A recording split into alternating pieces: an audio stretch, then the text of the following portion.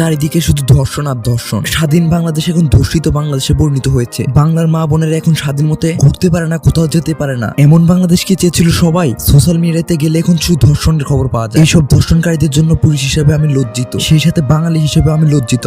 আমি বাঙালি হয়ে বাঙালির মা বোনের ইজ্জত রক্ষা করতে পারি না। গত 72 ঘন্টায় 70-এরও বেশি ধর্ষণের ঘটনা ঘটেছে। যে ধর্ষণের ঘটনাগুলো মিডিয়া আমাদের সামনে আনতে পেরেছে, সেই ধর্ষণের ঘটনা শুধু আমরা জানি, কিন্তু এরকম আরো অসংখ্য ঘটনা রয়েছে যেগুলো মিডিয়াতে প্রচারই হয় না। সেগুলো হয়তো কেউ জানতেই পারবে না। আজ বাংলায় ধর্ষণকারীদের বিচার নাই। আপনি একটি মায়ের আত্মনাদ।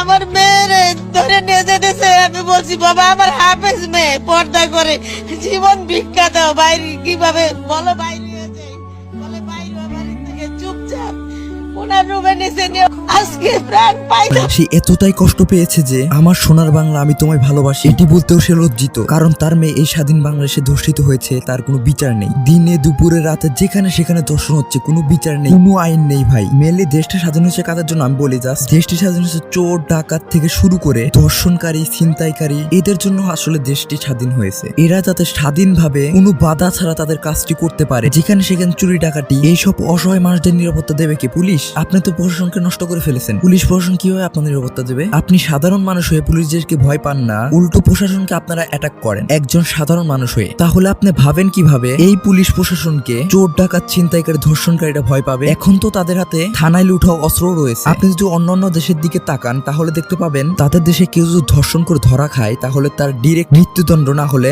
যাবজ্জীবন জেল, তাও না হলে 10 থেকে 20 বছরের জেল দিয়ে দেবে। আর আমাদের বাংলাদেশে ধর্ষণকারীদের কোনো শাস্তি রয়েছে? আমি তো আজ পর্যন্ত দেখি নাই। আপনি আজকে একটা ধর্ষণকারীকে ধরেন আর সেই ধর্ষণকারীকে সবার সামনে এবং জনসম্মুখে ব্রাশ ফেলতে মেরে ফেলে। এইটা আমার চ্যালেঞ্জ। পরের দিন থেকে দেখেন একটা ধর্ষণকারীকে খুঁজে পান না। ভাই সবারই জানের মায়া আছে। তো যাই হোক, দেশটাকে একটু শান্তি শৃঙ্খলার মাঝে রাখেন। দেশের মানুষ এর থেকে বেশি কিছু চায় না। তো আল্লাহ হাফেজ। পরবর্তী কোনো ভিডিওতে দেখা হচ্ছে।